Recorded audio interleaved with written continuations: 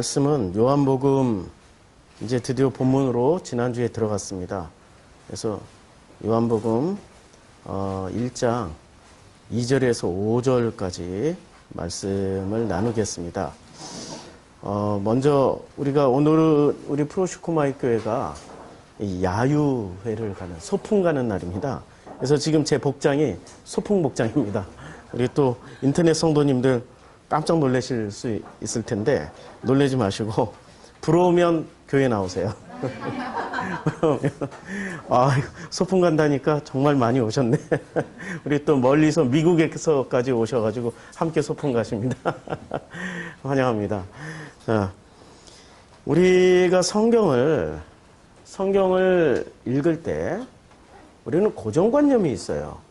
그 고정관념을 지난주에는 그 인간의 로고스라고 제가 말씀을 드렸죠. 우리 각자가 사람들은 로고스를 가지고 있습니다. 그 로고스로 성경을 보면 성경은 아무리 읽어봐야 자기 귀걸이, 자기 코걸이, 자기 액세서리만 찾아내게 되게 돼 있습니다. 자기가 아무리 로고스를 가지고 읽어도 그 로고스를 벗어날 수가 없다는 얘기죠. 그것은 성경의 번역자도 마찬가지입니다. 성경을 번역한 이 번역자들도 자기 로고스가 내려지지 않으면은 자기 로고스대로 성경을 해석하게 되어 있습니다.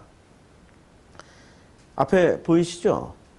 이게 하얀 건 글씨고 까만 건 배경입니다. 어떻게 쓰여졌냐면은 하담 이레아흐 레 아이 나임 이렇게 쓰여져 있습니다. 이게 무슨 얘기냐면 그 아담이 그 사람의 이렇게 보는 것은 무엇과 같다. 무엇을 본다라는 겁니다. 그래서 이 문장 구조가 보면 떡 떨어지죠. 같은 글자예요. 같은 글자, 같은 패턴이에요. 하아담 대신에 그 여호와인데 유대인들은 여호와라고 안 읽고요. 뭐라고 읽냐면은 이것을 아도나이라고 읽습니다. 글자는 하나님인데 이 글자는 하나님인데 감히 하나님이라고 읽을 수 없으니까 주님이라고 읽는 거죠. 아도나이. 아도나이께서는 본다. 그 사람은 본다. 뭘 보냐? 이걸 보는 겁니다. 이게 목적어. 너무 똑같은 패턴이죠. 히브리어로 보니까 똑같은 패턴인데 이것을 우리말에는 어떻게 번역을 해놨냐면요. 이렇게 번역해놨습니다. 사무엘상 16장 7절 말씀입니다. 7절 말씀인데 사람은 외모를 보거니와 나 여호와는 중심을 보느니라 라고 번역을 해놨어요. 그런데 여기서 외모를 보거니와 중심을 본다라고 이렇게 읽으면은 우리는 어떤 생각을 하죠? 야, 사람은 껍질을 취하고 하나님은 그 속에 있는 중심, 이걸 보는구나. 이건 의역입니다. 의역이에요. 그리고 이렇게 번역을 할 때는 어떤 의도를 가지고 번역을 이렇게 하신 거죠. 그런데 이렇게 번역하면 잘 보세요. 이 번역에는 어떤 의도가 들어가 있는데 외모를 보고 중심, 껍질과 안과 박, 이원론이 들어가 있는 거죠. 하나로 통전적으로 안 보는 거예요. 그러니까 자기 로고스가 들어가 있으면은 자기 로고스로 성경을 이렇게 번역할 수밖에 없어요. 이것을 제대로 번역하면 이렇게 됩니다. 사람은 눈으로 보지만 사람은 눈으로 보지만 하나님은 심장으로 보신다. 그래서 요 레바브라는 단어가 심장이라는 단어예요. 성경 어디를 찾아도 이건 다 심장입니다. 그 다음에 이건 그 아이나임이라는 게 아인이 눈인데 아이나임 하면은 이거 눈들 두 개잖아요, 눈이. 그러니까 복수로 아이나임 한 거예요. 성경 어디를 찾아도 이건 눈으로 번역이 돼 있어요. 그런데 이것을 외모라고 번역해 버린 겁니다. 사람은 외모로 보고 하나님은 중심으로 보신다. 이렇게 번역을 했어요. 본래의 뜻은 본래의 뜻은 눈으로 보고, 이거는 번역을 그래도 레바브라는 단어가 원래 심장이라는 단어인데 다른 성경에서도 뭐 허트, 마음 이렇게 심장이 곧 허트, 마음 이런 식으로 번역을 많이 해놓긴 했어요. 그런데 이 단어는 정확하게 성경 어디를 찾아도 아이나임은 눈입니다. 다시 번역하면 이렇게 되는 거예요. 하나님이 보시는 바로 그 윗구절에 바로 사람은 눈으로 보지만 하나님은 심장으로 본다. 어떻게? 하나님 보시는 것은 사람과 같지 아니하다. 어떻게 같지 아니하냐? 사람은 눈으로 보고 사람은 눈으로 보지만 하나님 뭐로 보세요? 심장. 심장이라는 게 심장이 눈에 달렸습니까? 아니죠. 히브리어의 특징이 있다고 그랬죠. 히브리어는 심장 구체어로부터 시작한다고 그랬죠. 구체로 시작해서 나중에 추상으로 나간다고 그랬잖아요. 심장으로 출발했다가 심장은 뭐를 상징하죠? 생명 중심이죠. 생명으로도 번역할 수 있고 그리고 마음으로도 번역할 수 있고 이렇게 점차 구체에서 추상으로 나간다고 그랬죠. 그러니까 이거는 심장을 중심으로 번역할 수 있어요. 그런데 눈으로 보는 거예요. 번역의 내용이 많이 달라지는 거죠. 사람은 눈으로 봐요. 하나님은 심장으로 보시는 분이세요. 이거는 우리 마음으로 느껴야 될 내용이지 이 헬라식 사고를 가지고 어떻게 심장으로 볼 수 있느냐 이렇게 따지고 들면은 헷갈리는 거죠. 이렇게 헬라식 사고를 가진 이 헬라식 공부를 하신 학자들께서 성경을 번역할 때도 자기의 헬라식 로고스가 들어가 있으니까 이 히브리식 개념으로 성경을 번역을 안 하는 거예요. 인간의 로고스가 얼마나 무서운지를 이 성경 번역하는 걸 통해서도 우리는 확인할 수가 있습니다. 우리는 알게 모르게 자기 로고스가 들어가 있어요. 그 로고스 중에 제일 무서운 로고스가 뭐냐면 종교인들이 가지고 있는 최고의 로고스는 구원에 관한 로고스를 가지고 있는 겁니다. 자기 구원관이 확실한 그것을 자랑으로 여기죠.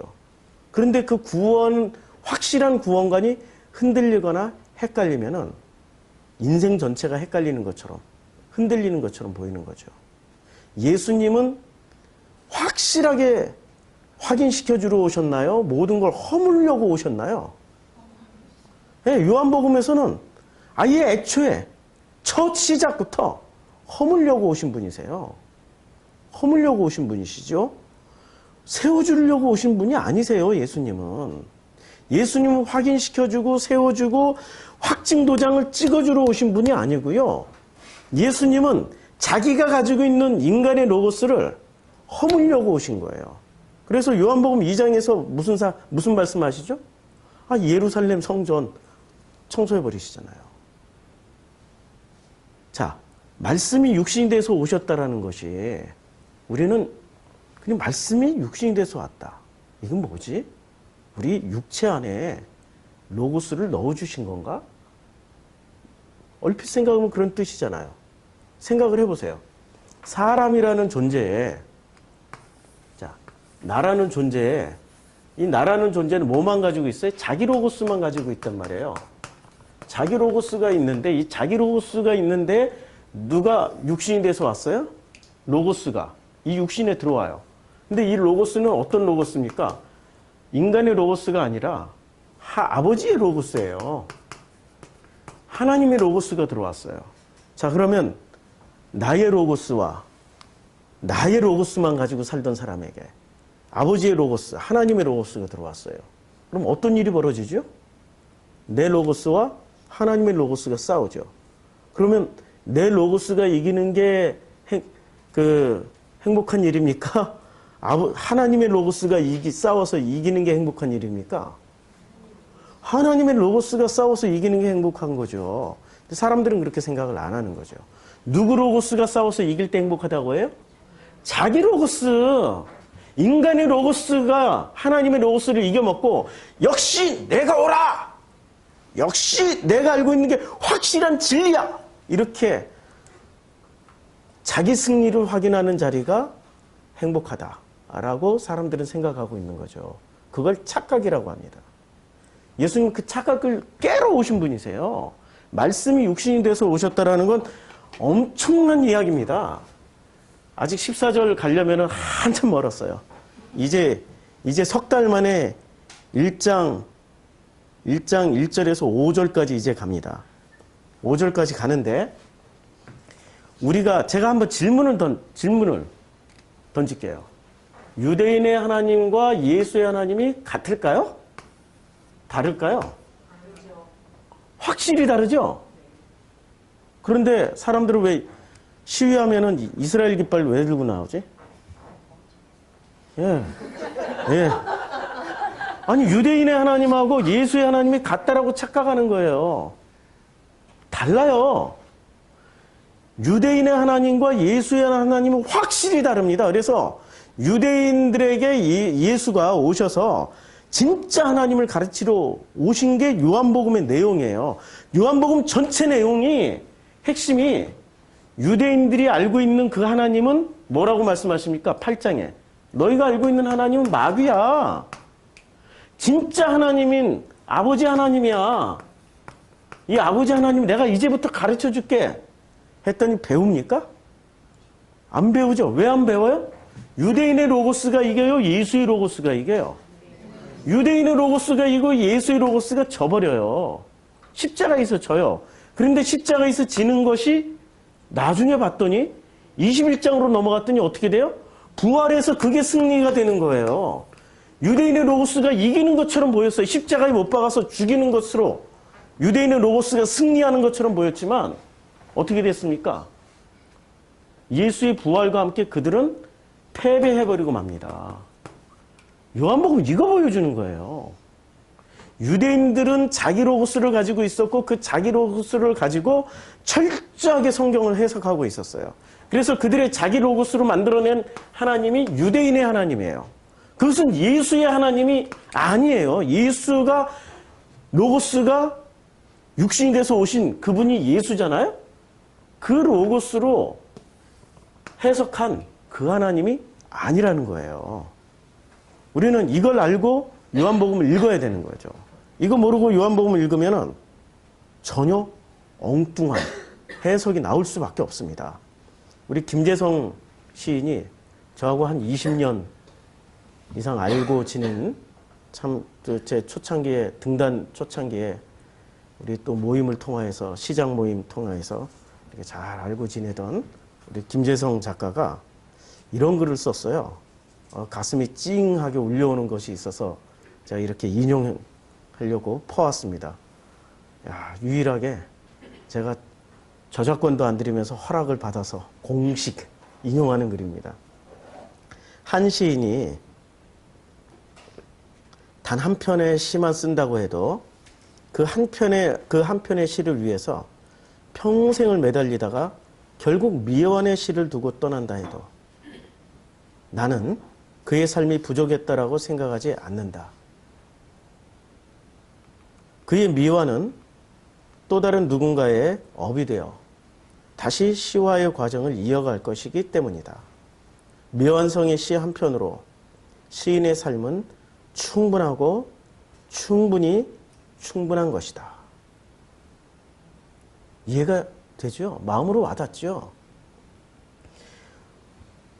정답을 가진 사람들은 왜 정답을 취하냐면 완성된 삶을 원하기 때문에 정답을 취하는 거예요.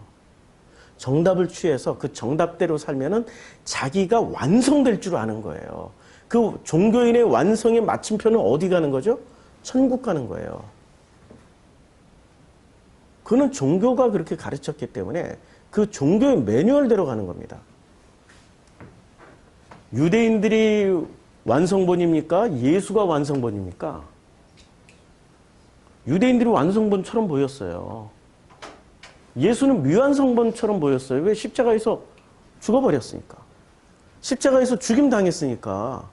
유대인들이 완성본으로 보이고 예수는 미완성으로 보이는 거예요. 그게 미스테리인 거죠.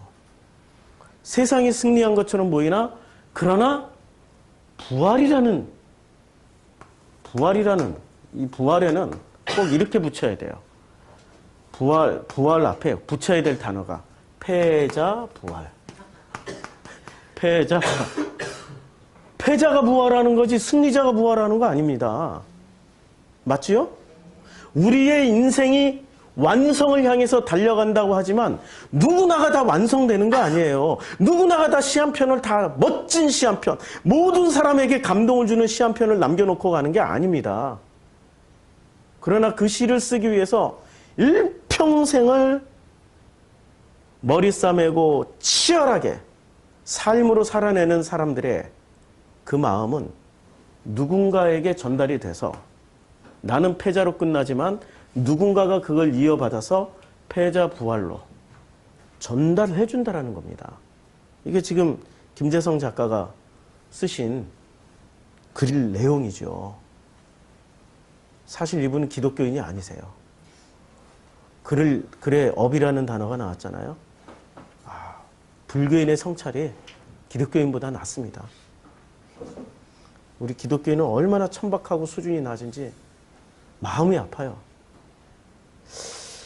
1장 2절에 이제 그가 태초에 하나님과 함께 계셨고, 오늘은 우리가 야유의 관계로 제가 설명을 길게 안 드립니다. 이거는 그 히라버, 헬라어라고 생각하시면 돼요. 뭐 후토스, 메넨, 아르케, 프로스톤, 데오 이렇게 읽는데 이게 무슨 뜻이냐면 제가 번역을 이렇게 해놨어요. 돕기 위해서. 프로스의 해석은 우리말에는 함께라고 위드라고 번역을 해놨어요. 함께. 위드라고 번역을 해놨는데 이거는 위드가 아니고요. 프로스는 목적격을 취할 때 투나 투어드라고 번역을 해야 돼요. 문법상. 그런데 목적격을 취하고 있는 거예요. 역격을 취하고 있고. 그럴 때는 어떻게 해야 되냐면 이렇게 해석을 하는 겁니다. 로고스는 그가 뭐예요? 로고스잖아요. 로고스잖아요. 로고스는 근원부터 태초가 근원으로도 번역이 되잖아요.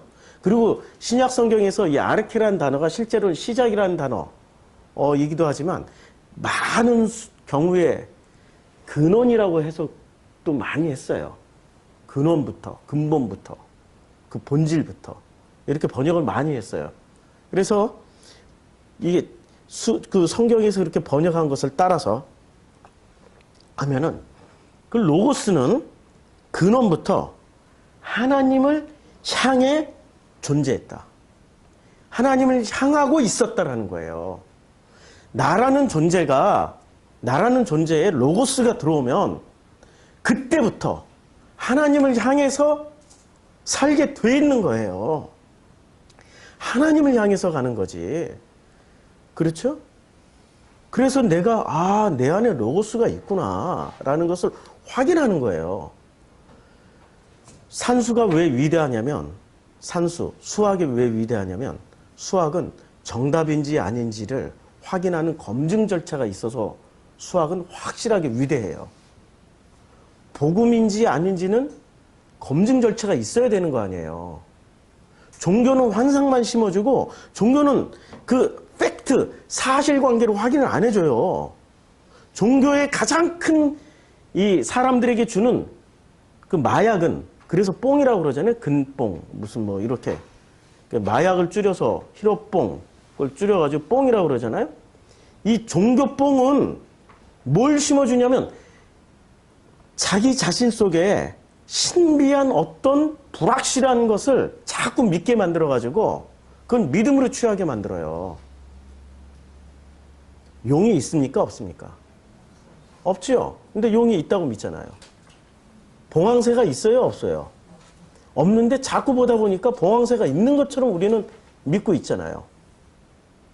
그렇죠? 제가 또 물어볼까요? 우리 그 다윗서가 있어요? 없어요? 다윗의 복음 있어요? 없어요? 없죠. 확실하게 없죠. 그런데 지금부터 시작해서 다윗의 복음이라고 모든 교회가 말하고 모든 교회가 다윗의 복음이라고 얘기하면 사람들은 없어도 믿다고 믿는다니까요. 예? 에스겔서 62장 42절이 있을까요? 없죠. 헷갈리죠? 62장까지 있는지 없는지 헷갈리잖아요. 예? 이사야는 있는데 에스겔은 없어요. 근데 어느 목사님이 에스겔서 62장 42절 얘기하면은 사람들이 그냥 믿어버린다니까요. 권위를 가지고 얘기를 하면 사람들은 믿게 돼 있어요. 없는 것도 실제로 믿게 돼 있는 것, 그리고 믿게 만드는 것이 종교입니다. 종교는 그래서 종교는 검증을 해야 돼요. 종교에서 하는 모든 말은 검증을 해야 돼요. 그러면 이것이 복음인지, 이것이 종교 뽕인지 검증을 해보면 알게 되는 거죠. 우리가 복음 안에 들어와 있는지 안 들어와 있는지는 검증을 해보면 알잖아요. 검증 이렇게 하는 거예요. 로고스가 내 안에 들어오면 그때부터 나는 뭘 시작해요? 예, 하나님을 향해 살고 있는 거예요, 그냥. 이 존재라는 말이 에임이라는 말이, 이 에임이라는 말이 영어의 워즈예요, 그냥. 과거형이니까. 그렇게 살아가고 있는 거예요.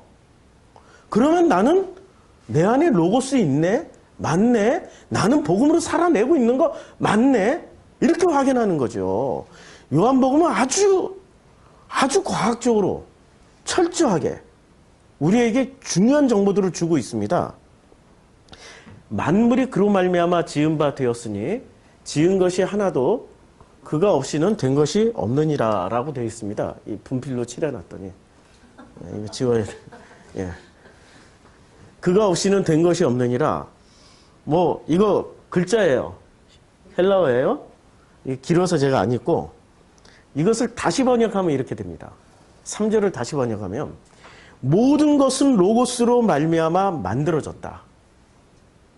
그리고 만들어진 것 중에 로고스 없이 만들어진 것은 하나도 없다. 지금 반복을 해준 거예요. 하나는 긍정어로 얘기하고 하나는 부정어를 동원해서 다시 반복해준 내용입니다. 그래서 이것을 1, 2, 3으로 또 나눠봤어요. 로고스 없이 만들어진 것은 없다. 모든 것은 로고스로 만들어졌다. 모든 것 중에 하나가 바로 나다. 나라는 존재가 뭐로 만들어진 거예요? 로고스로 만들어졌어요. 그런 그 로고스로 나를 만든 로고스는 나의 로고스일까요? 아버지 하나님의 로고스일까요? 아버지 하나님의 로고스인데 놀랍게도 유대인들은 어떻게 했어요? 엿바꿔 먹어버렸어요. 자기 로고스로 바꿔버렸다니까요? 아버지의 로고스를 자신들의 로고스로 바꿔버린 사람들이 유대인들이에요. 놀라운 재능을 가지고 있는 거죠. 너무 기가 막힌 분들이에요. 자기 로고스로 자신들의 정체성을 확립을 해놨기 때문에 예수가 오셔서 예수가 하나님을, 예수의 로고스로 예수의 하나님을 말을 해도 그 하나님을 인정을 안 해버린 거예요. 유대인들은 지금도 인정 안 하고 있잖아요. 아니, 유대인들은 지금도 인정 안 하고 있잖아요. 무서운 일이에요. 지금도 인정을 안 하고 있다는 게. 그런데도 우리 성경을 가지고 있었던 족속이라고 유대인들을 사무치게 그리워하시는 분들. 그래서 백투 예루살렘 하잖아요. 예루살렘으로 돌아가자. 그리고 제3성전을 또 짓자. 이야, 그렇게 멋진 사고방식을 그분들은 확실히 검증이 되죠. 자기 로고스로 살고 있는 거. 아버지의 로고스가 아니라 자기 로고스로 살고 있다는 거. 놀라운 일입니다. 놀라운 일이에요. 자, 그 안에 생명이 있었으니 4절입니다. 그 안에 생명이 있었으니 이 생명은 사람들의 빛이라. 예, 저기 파란 연두색 의자 저 뒤에서 가져와서 또 같이 앉으시면 됩니다. 그 안에 생명이 있었으니 이 생명은 사람들의 빛이라. 이것을 요게 조에라는 단어가 중요한 단어인데 요게 생명이라는 단어예요. 조에. 그래서 이걸 다시 번역하면 이렇게 됩니다. 로고스 안에 생명이 있었다. 로고스는 뭘 가지고 있어요? 로고스가 생명이에요. 하나님의 로고스. 그 아버지의 로고스가 생명이라는 거죠. 예수의 로고스 안에 예수가 가지고 온 로고스는 누구의 로고스였어요? 아버지 하나님의 로고스잖아요. 하나님의 로고스. 이 로고스 안에 생명이 있었던 거예요. 그런데 그 생명을 그리고 그 로고스의 생명은 그 사람들에게, 누구예요? 자기 로고스를 가지고 있었던 유대인들에게 빛이었어요. 생명이었다는 얘기죠. 그런데 이것을 사람들이 받아들입니까? 빛이 어둠에 비치되 어둠이 깨닫지 못하더라. 그리고 그 어둠 안에 빛이 비치고 있었는데도 불구하고, 그리고 그 어둠은 로고스를 이해를 했습니까? 이해도 하지 않고 받아들이지도 않았어요. 하나님의 로고스는 자기 로고스 안에 빛처럼 이렇게 들어가요. 뚫고 들어간다니까. 그 씨 뿌리는 자의 비유처럼. 지난주에 설교했던 그 발랄처럼. 하나님, 우리 로고스 안에 하나님 로고스를 씨앗으로 심어버리는 거예요. 주님이 침투하고 들어오는 거예요. 우리가 침노해서 천국을 뚫고 들어오는 게 아니라 나라는 존재 안으로 주님이 침노해 들어오는 게 아버지의 로고스란 말입니다. 그 로고스가 들어와서 그 로고스가 들어오면 빛처럼 이렇게 점점 퍼져요. 이것을 또 비유로 말씀하시기를 30배, 60배, 100배가 된다고 말씀하시는 거죠. 자기 로고스를 가진 사람은 하나님의 로고스를 그 진짜 생명인데도 불구하고 잡지도 않아. 이해하지도 못해. 왜 이해하지도 못하고 잡지도 않을까요?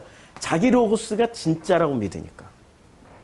자기가 가지고 있는 로고스가 진짜라고 믿으니까 잡지도 않아. 아버지의 로고스를.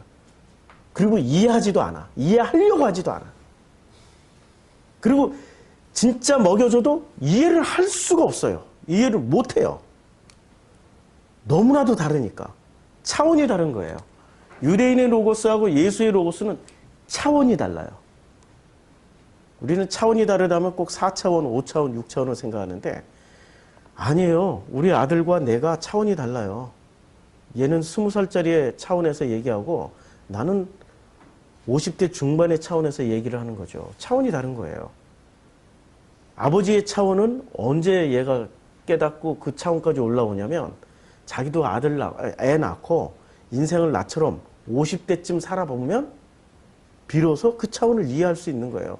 차원은 살아낼 때 그 차원의 벽이 돌파가 되는 거지, 살지 않고 자기가 머리로 차원을 이해하려고 그러면은 그 머리통 깨지는 거예요. 안 돼. 그건 안 돼. 아예 안 돼. 군대의 짬밥하고 똑같아. 아무리 대학생이 들어오고 아무리 박사학위 소지자가 군대 들어와도 군대 처음 들어오면 그 짬밥이 차기 전까지는 안 되는 거예요. 그냥 1등병이야. 아무리 열심히 해도 1등병이야. 병장쯤 돼봐야 다 이해하고 알 수 있는 그런 포지션에 가야 결국에는 그걸 깨닫고 알게 되는 거예요. 복음은 군대의 짬밥하고 똑같아가지고 밥을 많이 먹어야 깨닫고 이해를 하는 거예요. 밥도 많이 안 먹어보고 그 밥을 안다라고 진짜 양식이 뭐라고 안다고 막 주절주절 설명하고 있어요. 그는 관념에서 나오는 것뿐이에요. 자기 이데올로기란 얘기죠. 자기 이데올로기는 어떻게 해서 형성되느냐? 그거 굉장히 중요한 얘기예요. 왜 사람들은 로고스를 이해하지도 못하고 깨닫지도 않고 왜 붙잡지도 않을까요? 그럼 자기 로고스가 있어서 그래요. 그것은 유대교를 종교로 믿고 있었던 사람들이었기 때문에. 유대교가 뭐가 됐어요? 그러니까 유대교가 로고스가 돼버린 거예요. 유대교 자체가, 유대교가 무슨 역할을 하냐면 유대교가 로고스가 된 겁니다. 유대교가 로고스가 돼가지고 이 로고스를 제공을 해줍니다. 유대교가 로고스를 생산해서 로고스를 제공해줘요. 누구한테 제공해줘요? 유대인들에게. 그래서 이 유대인들은 뭐를 붙잡고 살아요? 유대교가 생산한 로고스를 붙잡고 살아가요. 그래서 유대교 안에서는 이 사람들은 행복해요. 유대교 안에서는 자기네들 성전을 중심으로 해서 그 신앙생활을 할 때는 행복해요. 근데 유대교 밖의 사람들하고 어울리려고 하면은 행복 끝. 혼란 시작. 그러니까 단절을 해버리는 거죠. 단절해서 뭐를 해요? 이방인들은 죽어야 돼. 여리고성 함락하듯이 함락해서 다 진멸해야 돼. 이런 무서운 생각을 하게 되는 거죠. 그거는 하나님 원하는 게 아니거든요. 그런데 사람들은 그렇게 생각을 한다 이거죠. 자, 우린 두 가지 종교가 있습니다. 성경이 말씀하시는 종교가 있어요. 성경은 유일신 종교를 말씀하고 있잖아요. 근데 예수 시대에 다시 돌아가 보자고요. 예수 시대에 돌아가면은 2000년 전으로 돌아가면은 그 유일신교 외에 세상의 모든 종교는 다신교였어요. 로마가 지배하고 있었잖아요. 그러면 그때 세상의 전부는 로마였어요. 동쪽으로 가도 이 아시아 땅으로 와도 중국 대부분 다 다신교였어요. 성경이 말하는 종교는 유일신교입니다. 유일신교. 유일신 하나님을 믿는 거예요. 그런데 이 세상은 다신교였어요. 그러면 형태상으로는 유대교는 뭐를 취하고 있죠? 다신을 취하고 있어요? 유일신을 취하고 있어요? 유일신을 취하고 있기 때문에 자기네들이 진짜 종교고 진짜 로고스야라고 그냥 믿어버리는 거예요. 유일신을 믿기 때문에. 근데 그 후에 유일신 종교가 또 하나 더 생겨났죠. 유대교 이후에, 기독교 이후에 이슬람이 생겼어요. 자, 이슬람과 유대교하고 비교를 한번 해봅시다. 이슬람도 유일신이기 때문에 자기네들이 진짜 종교라고 믿고 있는 거죠. 이거 지금 자기네 로고스를 붙잡고, 유대인들도 자기네 로고스를 붙잡고 진짜 종교라고 그렇게 굳건하게 믿고 있어요. 이런 굳건하게 믿고 있는 이 로고스, 유대교의 로고스 안에 예수가 오셔서 하나님의 로고스를 지금 말씀하고 있는 거예요. 이게 뚫립니까? 안 뚫리죠? 안 뚫리니까 어떻게 해요? 주님이 허물어 버린다고 그래요. 허물어 버린다고. 예루살렘 성전 허물어 버린다고. 유대교 시스템의 최고 핵심은 뭐예요? 예루살렘 성전이었어요. 오늘 교동문으로 읽었던 사마리아 여인과의 대화에서 주님은 뭐라고 말씀하셨습니까? 예루살렘도 아니고 여기도 아니야. 예루살렘이라고 말씀하실 때는 무슨 뜻이었어요? 예루살렘 성전에서 예배드리는 것도 아니야. 여기 베델에서 예배드리는 것도 아니야. 사마리아에서 예배드리는 것도 아니고 그때는 신령과 진정으로 예배를 드리는 때가 올 거야. 주님은 무슨 말씀하신 겁니까? 너희들이 예배 장소가 중요해? 그 성전에 거기서 예배드리는 게 중요해? 그거 다 로고스를 생산하는 데뿐이야. 그냥 종교일 뿐이라고. 진짜 예배는 종교에서 드려지는 종교의 어떤 패턴을 가지고 드려지는 예배가 진짜 예배가 아니라 이 마음에서 나오는 그 마음으로 드려지는 그 예배가 진짜 예배야. 너희는 눈으로 보지만 우리 아버지는 심장으로 보신다니까? 그 마음으로 보시는 분이셔. 예수가 지금 사무엘상에서 했던 말씀을 똑같이 하고 계시는 거예요. 근데 마음으로 안 보고 눈으로만 보면 어떤 일이 벌어지냐? 성경을 왜곡시켜버리죠. 베드로후서 3장 16절에 이렇게 말씀하고 있습니다. 또 그 모든 편지에도 이런 일에 관하여 말하였으되 그 중에 알기 어려운 것이 덜어 있었으니 모든 편지라는 게 그때 당시에 예수에 관한 자료가 엄청나게 많았어요. 이렇게 사도행전 1장에 시작할 때 이렇게 얘기하죠. 데오빌레어 하면서 이제까지 예수에 관해 증언한 사람들이 허다하게 많았다고. 자료가 얼마나 많았겠습니까? 엄청나게 많은 자료가 있었어요. 그리고 예수를 증언하는 증언자들도 꽤 많았어요. 그리고 베드로후서가 쓰여질 때만 하더라도 이미 고린도 교회에서는 아볼로파, 게바파, 그리스도파, 바울파가 공존하고 있었습니다. 각자 자기 자료들을 붙잡고 있었다는 얘기 아니에요? 허다한 자료들이 있어요. 그 허다한 자료들을 어떤 눈으로 보느냐에 따라서 해석이 달라지는 거죠. 어떤 이데올로기로 보느냐에 따라서 이렇게도 해석이 되고 저렇게도 해석이 된다는 얘기예요. 그래서 베드로후서에 이렇게 말하고 있습니다. 그 중에 알기 어려운 것이 있어요. 덜어 있으니 무식한 자들과 굳세지 못한 자들이, 여기서 무식한 자들과 굳세지 못한 자들은 이렇게 생각하시면 됩니다. 자기 이데올로기를 붙잡고 있는 사람들. 자기 이데올로기를 붙잡고 있는 사람들이 무식한 자들이고 굳세지 못한 자들이에요. 바람에 흔들리는 갈대예요. 이리 불면 이리 휘가닥 넘어갔다 저리 불면 휘가닥 넘어가는데 차라리 부러지면은 부러진 거기서 새 것이 나오는데 부러지지도 않아 이놈 갈대들은. 뿌리 깊은 나무는 큰 고목나무는 바람에 맞서다가 뿌리째 뽑혀서 나가요. 그럼 거기서 새로운 생명이 태어난다니까요. 근데 이놈의 갈대는 이렇게 부러질 것 같은데 휘청 저리 휘청 절대 안 부러지고 지고집대로 살아. 난 살아났잖아? 그럼 내가 진리야. 내가 가지고 있는 이 로고스가 진짜라니까 증명 내가 살아났잖아. 아유 얼마나 찔긴지 몰라요. 그 자기 로고스를 가진 사람들은 그래서 무식한 자들과 굳세지 못한 자들은 이게 자기 로고스를 가진 사람들이에요. 다른 성경과 같이 그것도 억지로 풀다가 스스로 멸망에 이르느니라. 스스로 어디로 가요? 멸망에 이르는 거죠. 아버지의 로고스로 예수의 로고스로 가야 진짜로 살아남는데 유대인의 로고스를 붙잡고 유대인 로고스를 한마디로 말하면은 유대교, 이걸 다른 말로 얘기하면 종교. 그냥 종교 로고스를 붙잡고 살아가면은 스스로 멸망에 이르러요. 하나님이 멸망으로 보내는 게 아닙니다. 스스로 멸망으로 가게 돼 있어요. 그래서 유대인의 하나님을 선택하시겠습니까? 예수의 하나님을 선택하시겠습니까? 예수의 하나님을 선택해야죠. 유대인의 로고스를 선택하시겠어요? 예수의 로고스를 선택하시겠어요? 예수의 로고스를 선택해야 되죠. 유대인의 성전을 선택하시겠어요? 예수의 성전을 선택하시겠어요? 당연히 예수의 성전을 선택해야죠. 예수의 성전은 어떤 성전입니까? 고린도전서 3장 16절에 나오잖아요. 우리가 곧 성전이에요. 우리가. 눈에 보이는 그 건물이 성전이 아니죠.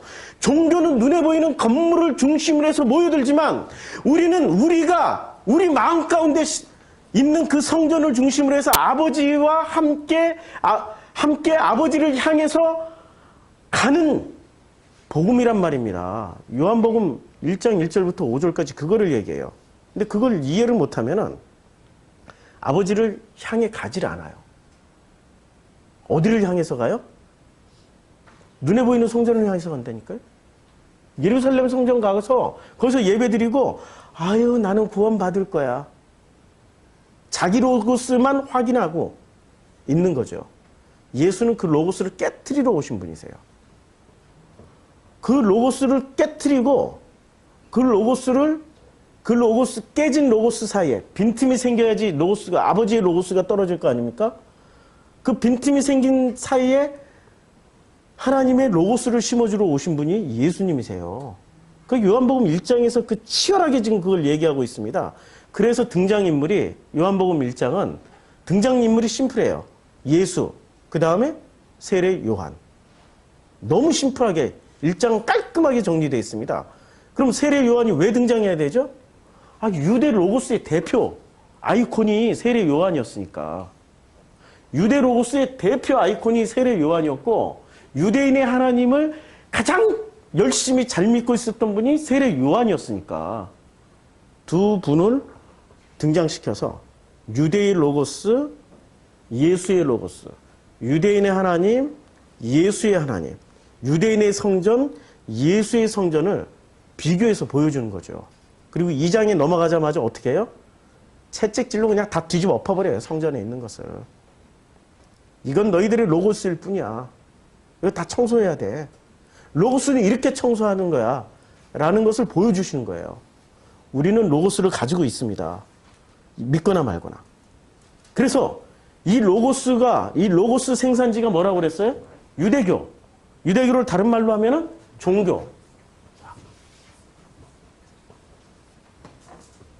이 종교의 대표. 예수님 그럼 왜 2000년 전에 왜 오셨을까요? 2000년 전은 지금하고 완전히 다른 세상이에요.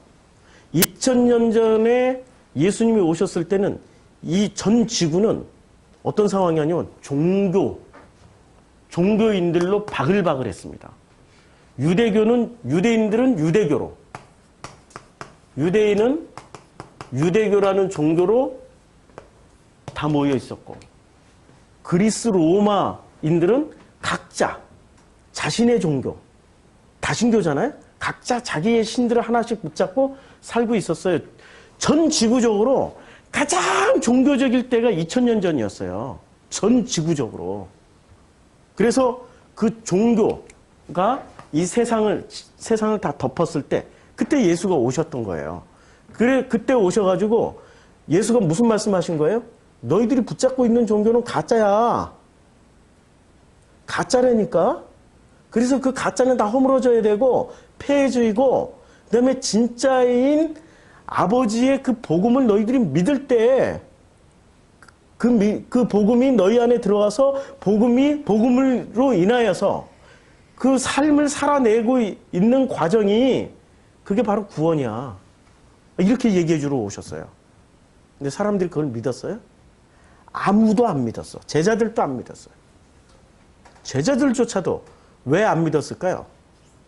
아니, 종교의 로고스가 얼마나 강력한지 종교의 로고스를 먼저 선택해버리니까 하나님의 로고스가 뚫고 들어갈 자리가 없는 거예요.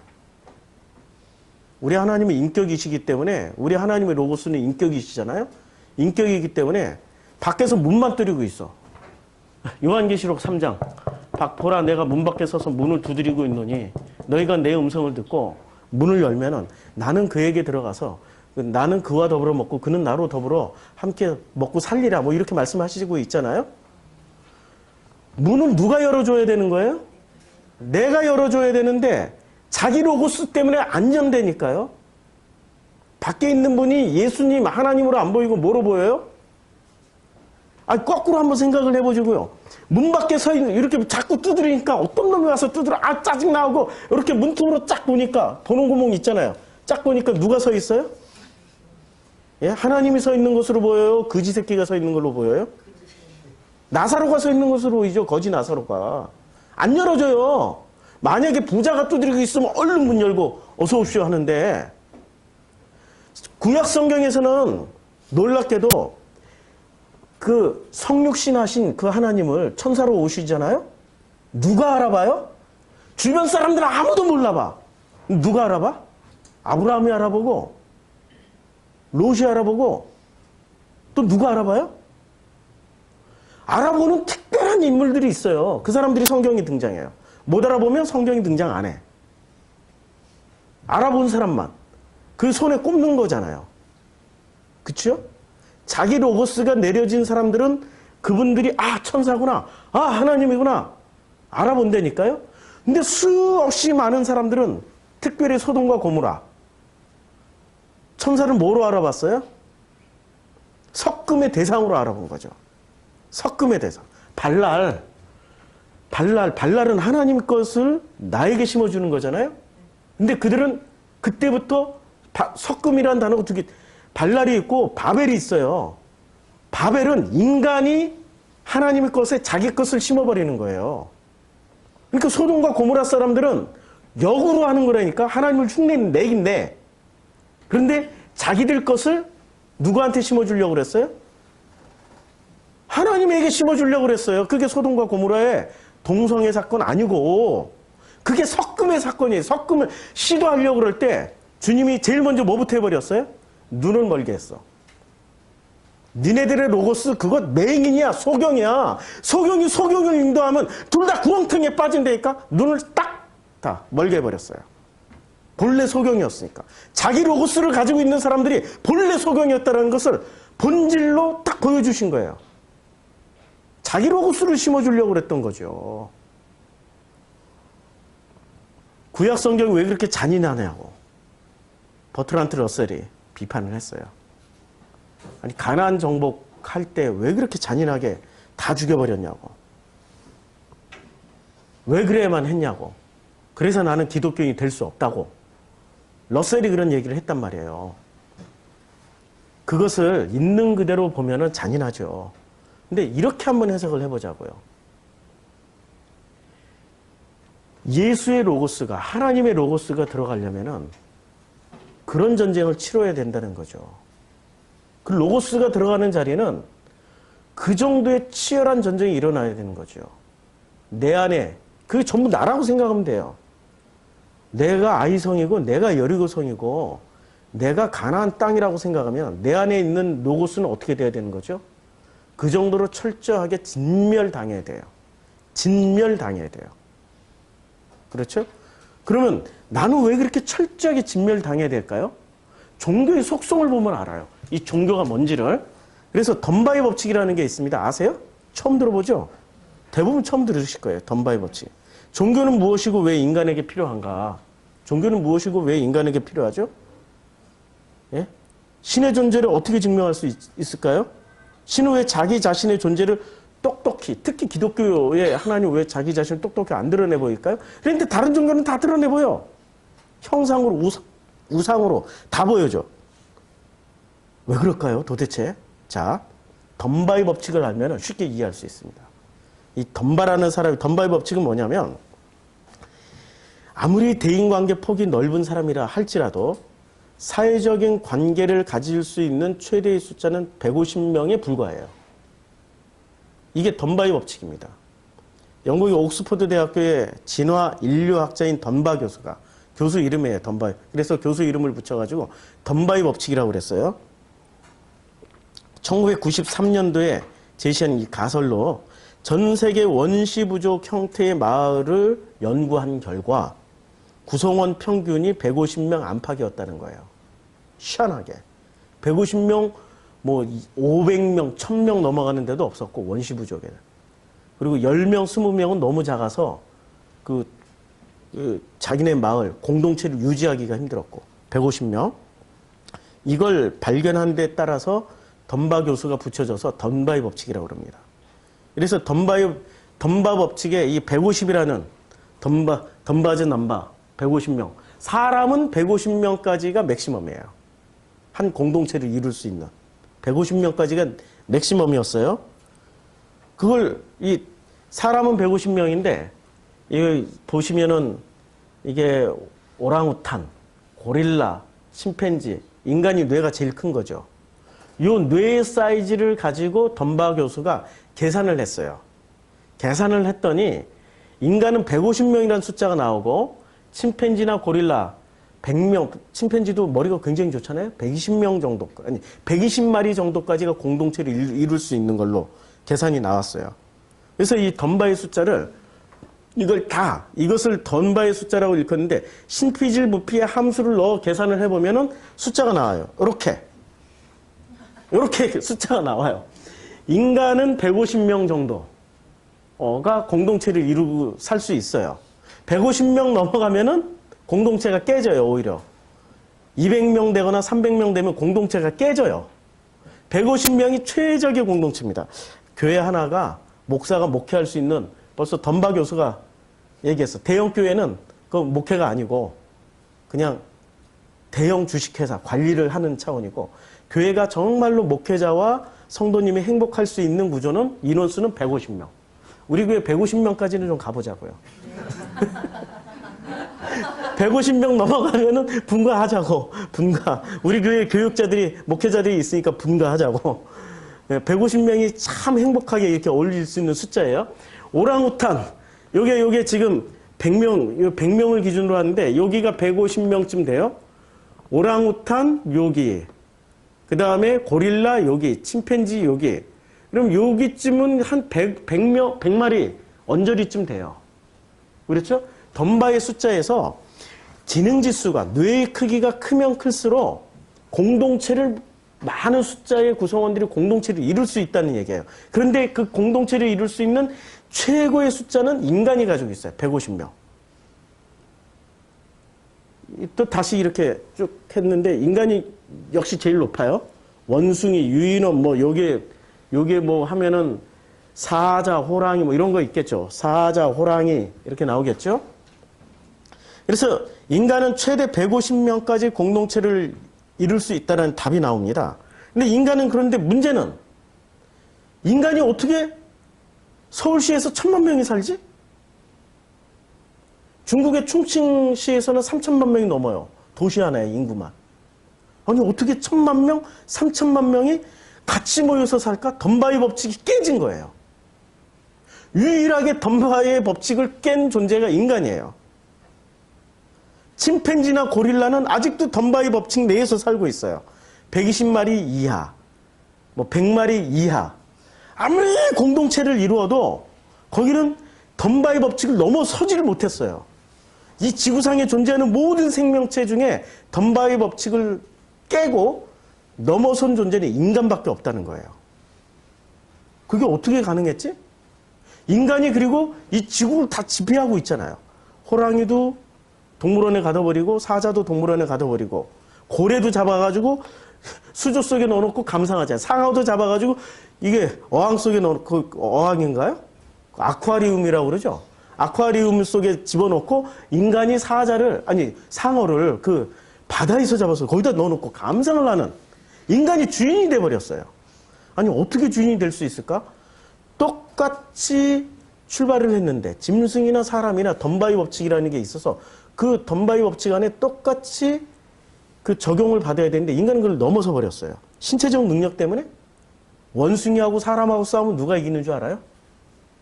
예? 원숭이하고 사람하고 1대1로 붙으면 원숭이가 이겨요. 원숭이의 속도 못 따라갑니다. 원숭이의 그 근력을 사람의 근력이 못 따라갑니다. 원숭이라고 그러니까 너무 우습게. 하이에나하고 사람하고 싸우면 누가 이겨요? 늑대하고 사람하고 싸우면 누가 이겨요? 호랑이하고 사람하고 싸우면 누가 이겨요? 사자하고 사람하고 싸우면 누가 이기냐고. 1대1로 붙었을 때. 게임이 안 되죠. 인간은 자연에다 놔두면 호랑이 사자한테 잡혀먹는 게 아니라 개미한테 잡혀먹습니다. 그럴 확률이 훨씬 높아요. 개미한테. 파리한테 죽임당할 수 있어요. 잠자고 있는데 파리가 귀 속으로 들어와가지고 알라. 그럼 그 알을 어떻게 꺼내? 그 알이 파리가 알을 낳으면은 그게 한 번에 수천 개씩 나요. 그럼 그게 전부 다 구데기가 돼가지고 내 몸 뚫고 다 굴고. 파리보다도 약하다니까? 그래서 아프리카에서는 파리가 옷을 걸어 놓으면은 아프리카에서는 옷을 이렇게 빨래를 널어 놓잖아요? 그럼 파리가 거기다가 알을 낳아요. 사람이 그걸 모르고 입잖아요? 그러면 알이 어떻게 되는 줄 아세요? 알이 피부를 뚫고 들어가서 사람 몸속으로 들어가요. 그리고 거기서 부화를 하기 시작해요. 그러면 그 사람은 충에 먹혀 죽었더라. 해로처럼.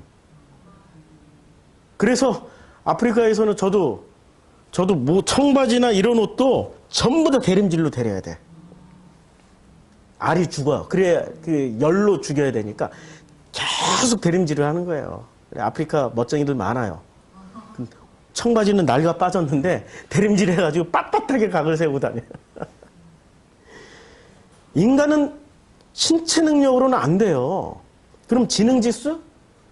지능지수 인간이 굉장히 뛰어나다고 하지만 침팬지 대 인간이 대결을 했어요. 이렇게 숫자 짧게 화면을 1초도 안 되게 한 0.5초 딱 보여주고 숫자를 다 그 숫자를 찾아서 누르게 하는 거예요. 인간 천재하고 침팬지하고 그냥 이 침팬지는 천재가 아니에요. 그냥 아무나 뽑아온 침팬지. 그 침팬지하고 인간 천재하고 대결을 했어요. 누가 이겼을까요? 침팬지가 있어요. 인간 천재는 이렇게 생각하면서 이렇게 하는데 침팬지는 숫자를 벌써 암기를 다 해가지고 0.5초 사이에 다 암기를 해서 그냥 디디디디디디디 막 이렇게 눌러. 여기 만점. 인간 속도에서 뒤졌음. 여기는 패배. 지능지수도 어떤 영역에서는 못 따라가요. 어떤 영역에서는. 호랑이 새끼는 태어나자마자 사냥법을 알고 있어요. 인간은 그걸 다 배워야 돼.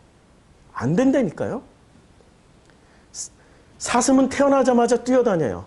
인간은 뛰어다니기까지 1년이 이상이 걸려요. 아니 1년이 뭐예요. 훨씬 더 많이 걸리죠. 그러니 지능지수도 안 돼. 그런데 뭐로 우리는 인간이 세상을 지배할 수 있을까요? 숫자로 이긴 거예요. 대가리 숫자로. 떼거리로 몰려다니면서 호랑이 한 마리하고 사람 하나하고 싸우면 게임이 안 되니까 사람 100명하고 호랑이 한 마리랑 싸우면은 그리고 사람마다 다 무기 들고 있으면 누가 이겨요? 사람이 이기는 거죠. 사람은 이 단결력, 숫자로 이겨서 숫자로 모든 짐승을 제압해버린 겁니다. 그러니 우리 지금의 인류, 지금 이런 문화나 문명, 인류를 있게 한 것은 뭐냐면은 인간이 유전적 진화라기보다는 인간이 문화적 진화예요. 그래서 사람들이 많이 모이고 더 모이고 더 모이고 더 모인 그런 사람들이 결국에는 호랑이를 우리에다 가두어 버릴 수 있는 그런 능력을 발휘하게 되는 거죠. 신체적 능력도 아니고 지적인 능력도 아니에요. 숫자를 많이 확보한 인간이 짐승보다 더 뛰어나다. 이렇게 덤바의 법칙을 깨버린 인간이 뛰어나다. 근데 덤바의 법칙을 어떻게 깰 수 있었냐? 그 중심에 신이 있었다는 거예요. 이 호랑이입니다. 이런 호랑이하고 싸우면 누가 이겨요? 당연히 호랑이가 이기죠. 1대1로 붙어봐요. 게임이 안 돼요. 맨손으로 총 가지면 안 돼요. 이게 GIP. 그래서 인간은 자연에 그대로 놔두면 멸종하거나 진화하거나, 이 책 이름입니다. 인간은 멸종했거나 아니면 진화했거나. 근데 멸종을 안 하고 진화를 했죠. 어떻게 진화를 할 수 있었을까요? 덤바의 법칙을 깨서 그래요. 150명이 아니라 3,000명, 10,000명, 10만 명, 100만 명씩 모여서 살아버리니 어떻게 됩니까? 이렇게 이 숫자를 150을 드디어 깨서 1,500 계속 커지는 거예요. 10,000명, 10만 명, 100만 명, 1,000만 명씩 모여지나요? 우리 서울 시내 인구가 1,000만 명이잖아요. 이렇게 하다 보니까 덤바의 한계를 넘어선 집단을 이루었기 때문에 인간은 지구의 주인이 될 수 있었어요. 어떻게? 덤바의 법칙을 깨는데 가장 중요한 역할을 한 게 신입니다. 믿음이에요. 믿음이 있었기 때문에 서로 공동체를 이루어도, 인간이 만약에 원시 시대 같았으면 어떻게 됐어요? 150명 단위로 이웃 부족은 내 친구입니까? 나의 원수입니까? 그들이 언제 와서 약탈하거나 우리를 싹 죽일 수 있어요. 왜냐하면 사냥감이 정해져 있는데 저것들 때문에 우리가 먹을 게 없어. 그러면 어떻게 해야 돼요? 저것들을 다 죽여버려야지 내가 먹을 수 있는 것들이 많아진단 말이에요. 그러니까 인간도 사자물이나 늑대무리 같이 상대방의 사자무리는 나의 적이 되는 거예요. 상대방의 인간들은 내 동지가 될 수가 없는 거예요. 경쟁자예요. 그들을 짓눌러버리거나 그들을 제거해버려야 더 풍성하게 먹고 더 풍성하게 누릴 수 있게 되는 거죠. 그런데 그들과 어떻게 친구가 되고 그 다른 인간 공동체와 어떻게 하나가 될 수 있는지를 이 덤바의 법칙에서는 이렇게 설명합니다. 신이 있기 때문에. 신은 어떤 역할을 하냐면, 유발 하랄이라는 이 인류학자가 그 베스트셀러 사피엔스에서 이렇게 이야기합니다. 호모 사피엔스가 동물 역사상 최초로 보이지 않는 어떤 환상의 존재를 상상하기 시작한 거예요. 호모 사피엔스가. 보이지 않는, 이게 지금 뭐처럼 생겼어요? 몸은 사람인데 얼굴은 사자예요. 우상이라는 얘기예요, 이거 우상. 우상을 놓고 믿기 시작하는 거예요. 여기다가 믿음을 넣어주는 거예요. 그러니까 이게 전부 다 사람입니다. 전부 다 사람이에요.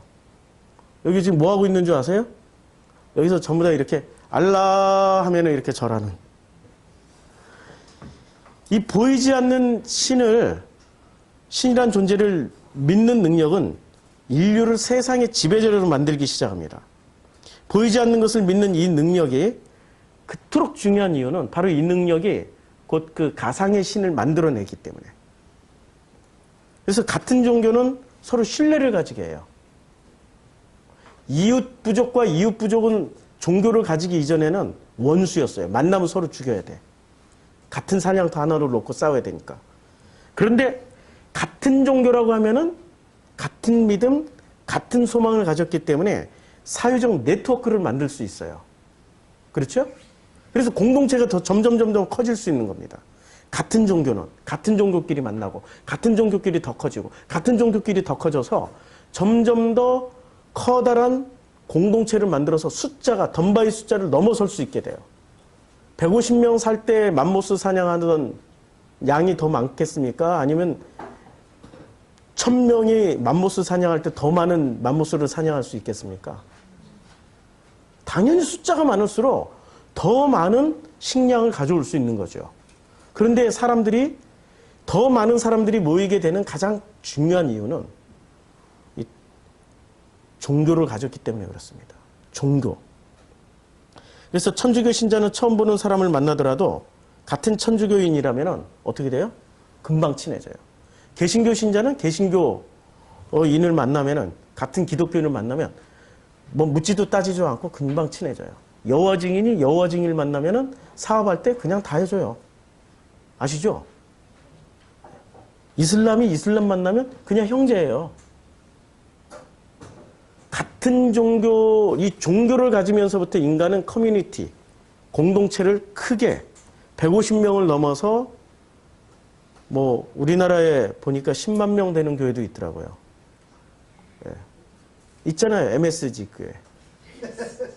50만 명 된 교회도 있어요. 10만 명이 놀랐는데 50만 명이 안 놀라시네.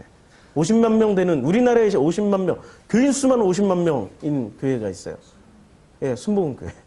교인 수가 50만 명이에요. 전 세계 단일 교회 중에 최고치, 세계 신기록세였어요. 어떻게 가능할까요? 이게 종교의 위력이라는 거예요.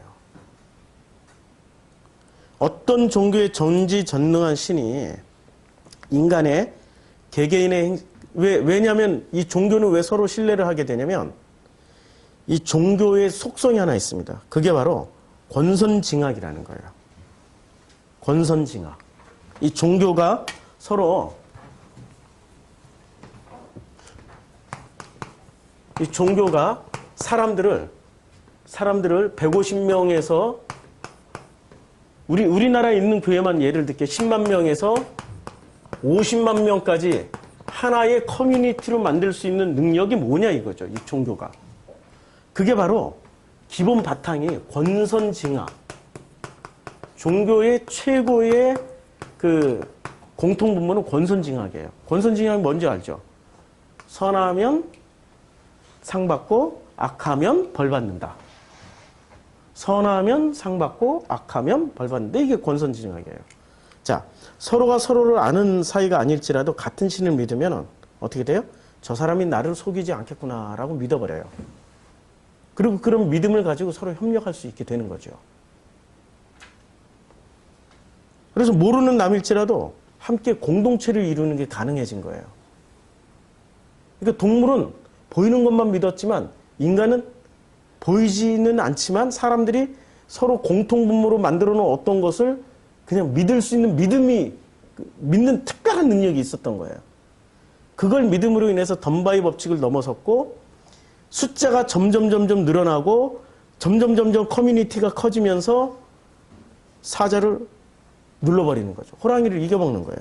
그렇게 해서 이 소규모 집단을 이루고 살아가던 이 인간들은 유례없이 강력한 대규모의 집단으로 발전해 나갑니다.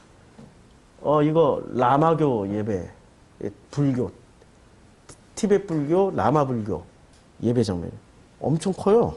자, 그래서 이 덤바의 숫자를 인간은 종교로 말미암아서 이 덤바의 숫자를 150을 넘어서서 끊임없이 숫자를 불려갈 수 있는 거죠. 그래서 이것을 또 네트워크가 생겨서 네트워크끼리 또 결합해서 이런 네트워크를 만들어서 점점 늘려나갈 수 있는 강력한 힘이 종교의 힘이었던 거예요. 그래서 보이지 않는 것을 믿었던 인간은 세상을 지배하지만은 보이는 것만 믿었던 다른 동물들은 어떻게 됐냐? 이렇게 철창에 갇히는 신세로 전락해버립니다. 얘네들은 보이는 것만 믿었어요. 인간은 보이지 않는 것을 믿음으로 말미암아서 숫자, 서로 연대하고 공동체를 이루고 우리는 하나야 이게 가능했지만 호랑이는 호랑이를 보는 순간 어떻게 해야 돼요? 내 사냥감을 빼앗아가는 존재들. 서로 싸우잖아요. 그건 개만 끌고 나가도 알아요. 개만 끌고 산책을 나가도 이게 사교성이 좋은 개, 주인을 닮아서 사교성이 좋은 개는 정말 다른 개들을 보면은 너무 좋아가지고 이렇게 서로 좋아서 어쩔 줄은 모르는데 이 개의 본성을 그대로 가지고 있는 개는 다른 개만 보면은 전부 뭡니까? 적이에요. 물어뜯어야 돼요. 핏볼 테리어. 그 중에 챔피언은 핏볼 테리어. 핏볼 눈에는 전부 다 물어뜯어야 돼요. 왜냐하면 핏볼은 엄청나게 강한 근육과 강한 턱을 가지고 있기 때문에 타협할 필요가 없는 거예요. 인간은 약하기 때문에 신이라는 어떤 종교를 중심으로 해서 끊임없이 숫자를 불려나갔던 거죠. 신체적인 거나 이 본능, 이 생존 게임에 인간은 그런 본능이 별로 없어요. 지렁이가 더 잘 살까요? 사람이 더 잘 살까요? 지렁이는 탁월하게 잘 살아가요. 태어나서 어떻게 사는지 안 배워도 얘는 살아가. 인간은 그 아기 때 자연에다 놔두면 그냥 먹잇감이 돼요. 어떤 짐승, 어떤 곤충의 먹잇감이 되든 먹잇감이 될 수밖에 없는 거죠. 그런데 인간이 이 호랑이를 철창 속에 가둬버릴 수 있는 능력은 신체적 능력도 아니고 지적인 능력도 아니고 숫자의 힘입니다. 이 숫자를 거대하게 만들어갈 수 있는 가장 근본적인 이유는 종교가 있었기 때문에 가능했던 거죠. 그래서 이 종교의 특징은 샤머니즘이나 메이저 종교의 모든 공통점은 권선징악이에요. 착하면 상 받고 악하면 벌 받는다. 권선징악이 상호 신뢰의 근거가 된 겁니다. 종교의 최고는 권선징악이에요. 그래서 종교인 하면은 우리는 신뢰를 할 수 있는 게 저 사람이 권선징악을 악한 짓을 하면은 벌 받는다라는 거 분명하게 알고 있는 사람이고 착한 일을 해야 칭찬받는다라는 거, 천국 간다라는 거 분명하게 알고 있기 때문에 서로 믿어줄 수 있는 거예요.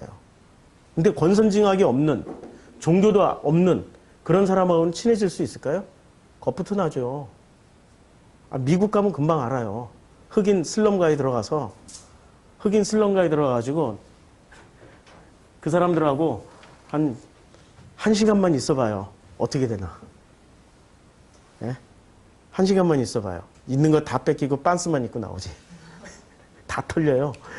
아프리카에 슬럼가에 선교사님들 들어간 처음에 못 모르고 들어가죠. 다 털리고 나오는 거예요. 그렇게 한 10번, 20번 반복하다 보면 그 사람들이 알게 되는 거죠. 아, 저 사람은 털리러 오는 거구나. 빼앗김 당하러 오는 거구나. 그리고 뺐다가 보니까 재미가 없어져. 그래서 친구가 되는 거죠. 권선징악이라는 게 있는 사회와 없는 사회는 엄청난 차이가 있는 거예요. 서로 상호 신뢰의 근거가 되는데 권선징악을 우리 성경에서 뭐라고 얘기를 하죠? 선악이라고 얘기하잖아요. 그러니까 창세기 3장의 선악과를 따먹게 되는 거죠. 권선징악을 취했다는 거고 창세기 3장이 뭘 얘기하는지 이제 아시겠죠? 종교가 드디어 생겨난 거야. 그래서 4장에 그 종교로 낳은 아들이 둘이 있었어. 아벨하고 가인이. 이제 좀 이렇게 심플하게 이해가 되죠. 그런데 그 가인의 종교는 때려 죽이는 종교야. 신뢰를 못하는 종교야. 근데 아벨의 종교는 맞아 죽으면서도 어떻게 돼요? 아무 소리 안 해. 반항도 안 해. 돌로 쳐 죽이는데도 반항했다. 이런 구절이 없잖아요. 그러면 가인의 종교가 살아남아야 될까요? 아벨의 종교가 살아남아야 될까요? 그렇죠. 그래서 창세기 5장에 아벨을 대신해서 셋이 나왔잖아요. 셋이 나오고 그 셋을 뭐라고 그랬어요? 그 셋의 족보가 쭉 이어지는 게 셋의 족보를 쫙 나열한 게 창세기 5장이잖아요. 그러면 창세기 5장의 족보에 맞아 죽을 수 있는 대단한 종교예요. 대단한 신앙심이에요. 맞아 죽는, 때려 죽이는 게 아니라 맞아 죽는 그 신앙심을 가진 종교를 우리는 뭐라고 부르죠? 복음의 종교. 그럼 때려 죽이는 종교는? 예? 그냥 종교. 그럼 복음이 아니고 그냥 종교. 근데 사람들은 복음을 선택할까요? 종교를 선택할까요? 왜냐하면 권선징악이니까. 악하면 때려 죽여야 돼. 권선징악의 핵심은 악하면 벌을 주고 착하면 상을 주는 거예요. 가인 눈에는 아벨이 악해 보였어요. 유대인 눈에는 예수가 악하게 보였다니까요. 유대인 눈에는 예수가 용납이 안 됐어요. 지금 기독교의 눈에는 프로시코마이가 용납이 안 될 수도 있어. 그런데 인간은 그 중에 어떤 종교를 선택해요? 권선징악으로 징벌하는 종교를 선택합니다.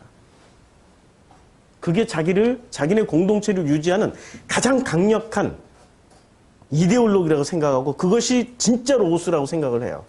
자기네들이 이렇게 풍성하게, 이렇게 멋지게, 이렇게 예루살렘 성전 화려하게 이런 멋진 성전에서 예배를 드릴 수 있는 그 힘이 권선징악의 바탕을 둔 종교이기 때문에 라고 착각을 하는 거죠. 그래서 이 권선징악 구절들이 되게 많아요. 성경에도. 잠언 19장 5절에 거짓 증인은 벌을 면하지 못할 것이요 거짓말을 하는 자도 피하지 못하리라. 이거 권선징악이에요. 잠언 19장 9절에 거짓 증인은 벌을 면하지 못할 것이요 거짓말을 뱉는 자는 망할 것이니라. 분명히 이거 권선징악이에요. 성경이 엄청 많습니다. 그러면 유대교는 이 중에 복음을 선택할까요? 이걸 선택할까요? 이걸 선택해서 자기 로고스를 만들어버린 거예요. 유대교라는 커뮤니티를 유지하고 만들기 위해서 자기 로고스를 이런 종교, 권선징악의 메시지를 가지고 만들어버린 거예요. 그 중에 대표 설교자들이 누구셨어요? 대표학자들이 바리새. 자, 꼬란 3장 61절. 거짓말하는 자에게 신의 저주가 있기를. 모든 종교는 권선징악의 메시지를 담고 있어요. 그럼 권선징악의 메시지를 붙잡고 우리가 끝까지 나가는 종교가 복음일까요? 아니면 권선징악의 이면에 아버지가 하시고자 하는 말씀을 우리가 그것을 재해석하는 종교가 복음일까요? 답은 다 말씀드렸죠. 네. 표면적인 메시지를 붙잡으면 종교로 갈 수밖에 없어요. 이 권선징악의 종교들이 이렇게, 권선징악은 반드시 이걸 불지옥을 강조하죠. 착하게 살아. 그래서 교회를 오래 어렸을 때부터 다니기 시작한, 혹은 모태부터 다녔던 사람들은 제일 괴로운 게 착하게 살아야지. 언제나 이거. 착하지 않으면 어떻게 돼요? 지옥 가. 죄 지으면 지옥 가. 야, 종교가 덤바의 숫자를 넘어서게 만드는 가장 강력한 로고스를 생산하고 있었던 거예요. 그런 덤바의 숫자를 넘어서게 만드는 이 종교에 예수가 오셨어요. 이 종교, 유대인의 하나님은 어떤 종교였어요? 자기네 유대 공동체를 강력하게 유지하고 만들려고 하는 그 하나님으로 만들어버린 거예요. 유대교의 하나님은. 유대교의 로고스는 자기네 종교를, 유대교라는 종교를 강력하게 만들어서 유대인들을 하나의 커뮤니티로 만들려고 했던 거죠. 근데 예수가 오셔서 예수의 로고스를 말씀하고 예수의 하나님을 가르쳐 주니까 유대교라는 그 커뮤니티가 깨질 것 같은 거죠. 당연히 죽여야 되는 거죠. 거대한 신에 나오는 이 저자예요. 거대한 신, 우리는 무엇을 믿는가? 우리는 무엇을 믿을 것 같아요? 신을 믿을 것 같아요? 자기네 커뮤니티, 이 세상을 유지하는 강력한 이데올로기를 믿을 것 같아요? 예, 인간의 로고스를 믿어요. 신을 안 믿습니다. 이 거대한 신은, 사람은 무엇을 믿는가 해서 이거예요. 모든 종교는 이렇게, 이 중에 감시자의 역할을 하는 신. 하나님은 늘 우리를 지켜보고 계신다는데, 그걸 사랑으로 느껴지세요? 아니면, 이렇게 죄 짓는 것을 감시하는 하나님으로, 우리 종교에 있을 때는 이런 하나님으로 생각했어요. 죄 안 지으려고 엄청. 우리 죄 지으라는 소리 아니에요. 네? 권선징악을 지금 넘어서서, 선악을 넘어서서 우리 생명으로 들어가야 되기 때문에 이것을 폐하러 온 게 아니에요, 지금. 이것을 완성하러 온 거예요. 절대 오해가 없기를. 완성하러 온 종교예요. 우리 복음은 완성을 시키려고. 그래서 이 현대에는 수많은 종교예요. 이게 다 종교. 나쁜 짓 하면 벌을 받고 착한 짓 하면 상을 받는다라는 거. 권선징악의 메시지를 이 모든 종교가 다 담고 있는 거예요. 그래서 초창기에 이제 창세기를 보자고요. 창세기에 아브라함이 어디서 나왔습니까? 여기 여기서 나왔어요. 갈대아인들의 우르에서 나왔는데, 이 빨간 점들이 전부 이 우르네. 이게 우르예요. 여기서 나왔어요. 여기 우르크고 이름이 비슷해가지고 여기 바벨론이 여기 있었어요. 이게 무슨 수메르 지역이에요. 수메르 지도인데 도시국가로 돼 있었어요. 전부 다. 인구가 많아봐야 몇천 명. 인구가 많아봐야 진짜 많아봐야 몇만 명 정도. 아주 작은 단위의 도시국가들이었어요. 그런데 이 작은 단위의 도시국가들이 그냥 이대로 행복하게 살면 되는데, 작은 단위로도 행복하게 살면 되는데, 사람들은 욕심이 있잖아요. 행복하게, 더 행복해지려고. 이것도 행복한 삶인데, 만족스러운 삶인데, 더 행복해지려고 뭐를 합니까? 제국을 만들어요. 아수르 제국, 바벨론 제국. 그 수메르를 접수한, 아수르가 접수했고, 바벨론이 점령을 해버렸고, 이런 일을 저질러요. 그래서 더더욱 뭐를 합니까? 인류는. 숫자를 늘려가요. 숫자가 곧 힘이요, 능력이요, 자기 존재의 가장 강력한 힘이 되기 때문에. 도시국가로 이렇게 살면 되는데, 이걸 싹 다 하나로 만들어버려요. 이걸 하나됨이라고 하는 거죠. 종교가 말하는 하나됨은 이런 걸 하나됨이라고 얘기하는 거예요. 진짜 하나됨은 숫자의 하나됨이 아니고 기계적인 하나됨이 아니고 내 마음과 그의 마음이 공감이 돼서 그의 마음이 내 마음처럼 통하는 게 그게 하나됨이에요. 근데 사람들은 이게 지금 종교가 저지르는 짓이에요. 그리고 자기 종교를 심어놔버려요. 자기 종교를 심어놓잖아요. 자, 이거는 그 페르시아 제국입니다. 바벨론보다 더 커진 페르시아 제국. 바벨론 제국은 어디서 있었냐면 요 정도만 있었어요. 그런데 페르시아 제국은 훨씬 더 커졌죠. 인류는 끊임없이 이렇게 점령하는 이유가 뭐죠? 숫자가 힘이니까. 이걸 아는 거예요. 사자를 제압하고 호랑이를 제압할 수 있는 건 숫자의 힘이기 때문에. 더 넓은 제국이 또 나왔어요. 이거는 무슨 제국인 것 같아요? 그리스 제국. 인도까지 갔잖아요. 요 인도까지 그리스 제국. 인류사는 보면은 점점 제국이 넓어집니다. 점점. 자, 그 다음에 로마 제국. 이렇게. 로마 제국보다 더 큰 제국. 몽골 제국. 압도적이죠? 그런데 이 모든 제국이 특징이 있다는 거 아세요? 어떤 공통분모를 가지고 있는지 아세요? 바벨론, 아수르는 자기네 신을 심어버렸어요. 그런데 그리스부터 시작해서 페르시아, 로마, 몽골 제국은 자기네 신을 심었습니까? 그들의 신을 그냥 인정해줬습니까? 인정해줬어요. 하나의 종교로 통일시키기보다는 그냥 인정해주자. 그리고 그들의 종교를, 왜냐하면 종교의 공통분모를 알았던 거예요. 권선징악이기 때문에 각자의 종교를 열심히 살으라고 권면을 해줬어요. 그래야 제국이 평화롭게 잘 유지가 되니까. 그렇죠? 근데 현대사로 오면서 어떤 일이 벌어집니까? 기독교라는 게 생겨가지고 전 세계를 뭐로 통일하려고 그랬어요? 기독교로 통일하려고 그랬어요. 통일이 됐습니까? 부작용으로 이슬람이 더 커져버렸어요. 반작용으로. 통일이 안 됐어요. 그러니까 인류는 둘 중에 하나야. 내 종교를 흡수하든지 니네 종교를 인정해서 같이 살든지. 신앙의 그 성장관계 우리 전시원 형제가 아주 정리를 깔끔하게 잘해줬는데 1단계가 예수님을 임금으로 섬기는 거예요. 이 요한복음에 나오는 내용을 잘 정리를 해줬어요. 1단계가 예수님을 임금으로 섬기는 그게 바로 종교의 가장 기본입니다. 예수를 임금으로 섬기고 예수는 누구예요? 우리의 왕이에요. 왕은 뭐라고 말씀하셔요? 종교에서는 예수를 어떻게 해석을 해야 돼요? 선하고 착하면 천국 가고 악하고 죄를 많이 지으면 지옥 간다라고 가르쳐야 돼요. 예수 천당,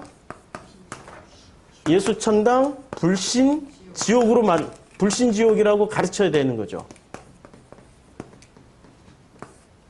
예수를 왕으로 섬기는 이유는 이거예요. 예수 천당 불신지옥. 그럼 예수 천당 불신지옥 열심히 외치면은 이 사람은 복음을 살아내는 게 아니라 뭐를 살아내고 있어요? 덤바의 법칙을 넘어선 인류를 유지할 수 있는 최고의 시스템에 복종하는 거예요.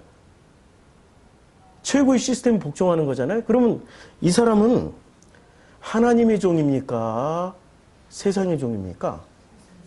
그러면 이때 예수는 하나님의 아들입니까? 세상 임금이 되는 겁니까? 요한복음에서 그래서 그 임금은 나는 그래서 죽으러 간다고 말씀하시는 거예요. 예. 2단계, 예수와 친구가 되는 거예요. 2단계까지 가는 사람도 별로 없죠. 친구가 된다는 것은 친구는 마음이 소통하는 거란 말이에요. 마음이 소통해요. 마음이 통하다 보니까 영원히 함께 살고 싶어. 그래서 우리 결혼하자. 그런데 예수도 남자고 나도 남자인데 어떻게 해야지? 어떻게 애인이 되지? 이게 아니 문자적으로 보면 그런 문자에 부딪히잖아요. 동성애 반대하시는 분들. 제일 먼저 부딪히는 게 뭐부터 부닥쳐요? 문자로 보면. 이걸 넘어서야 되죠. 자,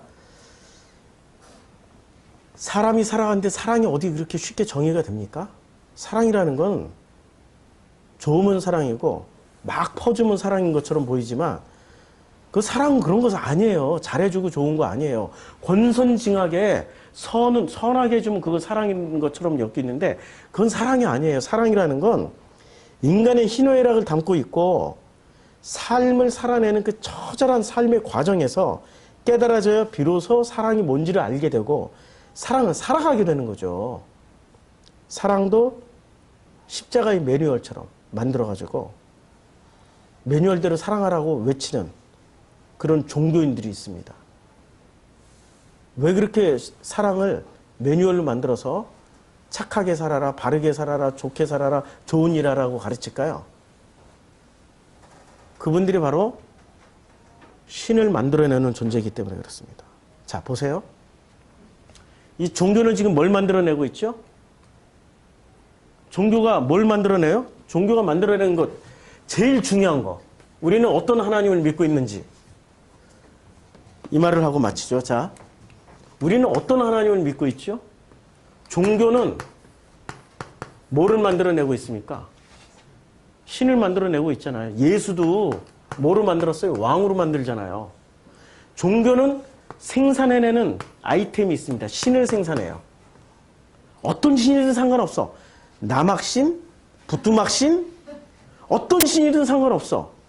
아데미 여신, 바알신, 무슨 신, 아세라신, 뭐든 상관없어. 이 신은, 그 신은 뭐만 말하고 있으면 돼요? 예수 천당 불신지요. 착하면 천당 가고 죄를 지으면 지옥 간다라는 것만 얘기하면 돼요. 이 신은. 착하면, 선하면 천국 천당 가고 악하면 지옥 간다라는 것만 얘기하면 돼요. 모든 신의 공통분모가 이거예요. 그럼 이 신은 하나님이 진짜 하나님이에요? 아니면 인간이 만든 신이에요? 인간이 신을 만들어낸다니까요. 인간이 신을 만들어서 이런 메시지를 끊임없이 유포를 해야 인간이 덤바의 숫자를 끊임없이 넘어가는데 지장이 없는 거죠. 그래서 인간의 숫자는 더더욱 많아질수록 어떻게 됩니까? 이 세상의 주인이 되는 겁니다. 그것을 유지하는 데 가장 강력한 역할을 하는 게 종교예요. 예수가 오셨어요. 유대인 사회에 유대인의 로고스를 가지고 있고 유대인의 하나님이 믿고 있는 이 사회에 예수가 오셨어요. 예수 그리스도가 오셔가지고 예수의 로고스, 예수의 하나님을 전하고 있습니다. 그러면 그 예수의 로고스와 예수의 하나님이 전해질 때마다 유대인들은 어떤 불안에 휩싸여요. 어떤 불안에 휩싸일까요? 자기네들이 가지고 있는 이 도식이 깨지니까. 예수는 선악을 완성하라고 왔다고 말씀하시죠? 내가 율법을 폐하러 온 게 아니야. 토라를 폐하러 온 게 아니라 토라를 완성하러 왔어. 그 완성이 뭐죠? 예, 사랑이죠. 사랑은 기본이 뭐가 건너가는 거예요? 내 생명이 건너가는 거예요. 아니, 사랑의 기본은 내 생명이 건너가는 게 사랑이에요. 잘해주는 게 사랑이 아니고, 무슨 혼내는 게 사랑이 아니고, 사랑의 기본 법칙은 내 생명이 그에게 건너가는 게 사랑이에요. 왜냐하면 하나님은 사랑이시잖아요. 그 하나님이 우리에게 뭘 주셨어요? 선악을 주셨어요? 생명을 주셨어요? 그 생명을 받는 게 사랑을 받는 거예요. 사랑의 기본 법칙은 생명이에요. 생명을 받을 때 하나도 안 아팠다. 그게 되게 이상한 거예요. 지금 암덩어리 때문에 내가 죽어가는데 암을 제거해야 살아나는 거예요. 암을 가지고 있으면 죽는 거예요. 암을 제거를 해야 돼요. 제거하는 수술을 당하는데 하나도 안 아팠더라. 마취를 너무 세게 맞아가지고 전혀 아픈 줄 몰랐더라. 그거 굉장히 이상한 거예요. 엄청 아픈 거예요. 죽도록 아픈 거예요. 팔다리가 썩으면 잘라내야 됐지 내 몸이 사는 거란 말이에요. 잘라내는데 하나도 안 아팠더라. 그게 굉장히 이상한 거죠. 그걸 문둥병이라고 하는 거예요. 예수가 오셔서 문둥병자 고쳐주고 눈먼 자 눈 뜨고 못 듣는 자 듣게 하는 거는 뭘 전해주기 위해서 그렇게 하신 거예요? 생명을 전해주니 생명이 들어가니까 감각이 없어서 하나도 안 아팠던 문둥병자가 생명이 들어가니 문둥병이 나았어요? 그때부터 뭘 느끼기 시작하는 거죠? 아픔을 느끼는 거예요. 통증을 느끼기 시작하는 거라니까요. 복음이 여러분 안에 들어가 있으니까 로고스가 들어가면 그때부터 뭐가 시작돼요? 아프기 시작하는 거예요. 내 이웃의 아픔의 소리를 듣게 되고 내 자녀의 그 아픔의 소리를 듣게 되는 거고 내 남편의 내 아내 속에 있는 그 아픔을 보고 같이 공감하고 같이 아파하는 거예요. 그게 생명이 들어간 사람들의 모습이어야죠. 정답 가진 사람들은 아플까요? 정답은 이거예요. 예수 천당 불신지옥이에요. 정답은. 오직 구원 하나, 그거 하나에 목숨을 걸어. 하나님의 아들이라는 거 하나 붙잡고 내가 아들 됐다고 이거 깨지 말라고. 그거 깨는 순간 나의 전 존재가 무너진다고. 근데 예수님은 어떻게 해? 그거 깨러 왔는데. 그거 깨러 오신 분이에요. 너희가 아들 됐어? 그거 아니야. 가짜야. 신랑 신부 됐어? 아니야. 그거 가짜야. 도식적으로 알고 있는 거야. 구원받으면 체험이 있어? 그거 아니야. 그거. 진짜는 생명이 건너가서 그 생명으로 인해서 삶을 살아내는 거야.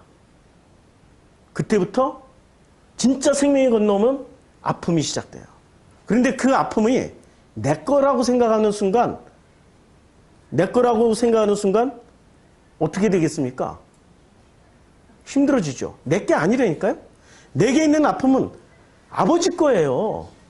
아버지의 그 아픔이 건너오는 건데 아버지는 왜 그렇게 아픔을 가지고 계실까요? 아버지는 누구로 인해서 당하는 아픔일까요? 역으로, 거꾸로 나로 인해서 당하는 아픔이에요. 그걸 아버지가 다 품고 있다가 그 아버지의 마음과 통하는 순간, 그 생명이 건너오는 순간 그 아픔을 내가 느끼기 시작하는 거예요. 그게 사랑이라니까요.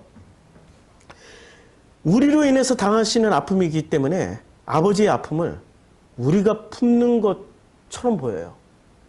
그런데 그 아버지의 아픔을 우리가 품지만 결국엔 또 누구의 아픔을 품어요?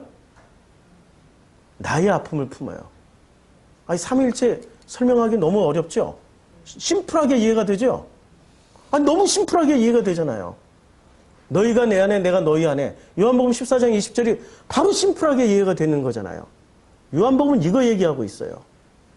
오늘 요한복음 1장 1절부터 이제 마지막 절까지 한번 다시 보면은 이렇게 되어 있습니다. 1장 1절부터 5절까지 다시 번역하면 다시 해석하고 마치겠습니다. 그가 태초에 하나님과 함께 계셨습니다. 라는 말은 우리가 그 생명이 들어왔습니다. 로고스가 생명이잖아요. 생명이 들어오는 순간부터 우리는 누구를 향해서 가고 있어요? 아버지를 향해서. 그런데 아버지를 향해서 가지만 이미 내 안에는 누가 들어와 있어요? 로고스가 들어와 있기 때문에 로고스이신 아버지가 내 안에 계시는 거예요. 나 혼자 가는 길이 아니에요. 아버지가 함께 가고 있어요. 그리고 만물이 누구예요? 나야, 나 그냥. 이 온 세상 만물이 나 없으면 존재하지도 않고 내가 있어야 존재하는 거니까. 나라는 존재 로고스로 말미암아서 만들어진 거예요. 이때부터 시작하는 거예요. 이게 아르케예요. 그리고 그 나라는 존재는 로고스 없이 만들어진 게 하나도 없는 거예요. 이제는 오직 로고스로만.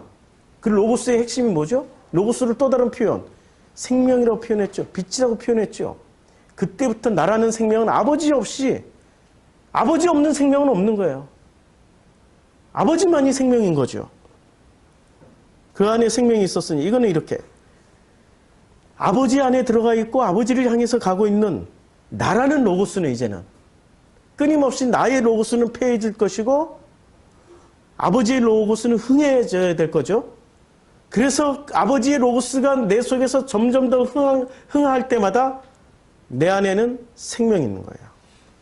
이 생명은 사람들에게 빛이 되는 거죠.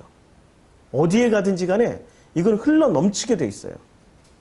생명은 생명에게 생명을 살리는 능력이 있어요. 죽음을 살리는 능력이 있어요. 우리 프로시쿠마의 성도님들 갈 때마다 죽은 자들이 일어나는 일들이 이제 일어나게 될 겁니다. 이제 시작한 거예요. 이제 그 어두움 안에 빛이 돼 어둠이 깨닫지 못하더라. 이제 우리가 생명이 들어가면은 깨닫지 못하는 사람들조차도 이제는 그 빛을 알아보기 시작할 겁니다. 그들의 로고스가 깨져나가기 시작하니까 괴로워할 거예요. 힘들어할 거예요. 견디지 못할 겁니다. 그러나 그것 또한 아버지의 선물이라는 것을 말씀해 주시면 돼요. 우리는 이렇게 가는 게 우리의 길입니다. 그게 좁은 길이에요. 기도하겠습니다. 아버지 하나님, 참 생명을 살아낸다라는 게 어떤 식으로 보면은 모순일 수도 있고 어떤 식으로 듣게 되면 뜬구름 잡는 얘기 같을 수도 있습니다. 그러나 그 생명은 아버지의 것이고 아버지의 사랑이기 때문에 이제 이 생명을 통하여서 우리가 더더욱 깊은 곳에서 아버지의 그 마음, 그 로고스를 만날 수 있도록 축복하여 주시옵소서. 예수님의 이름으로 기도드렸습니다. 아멘.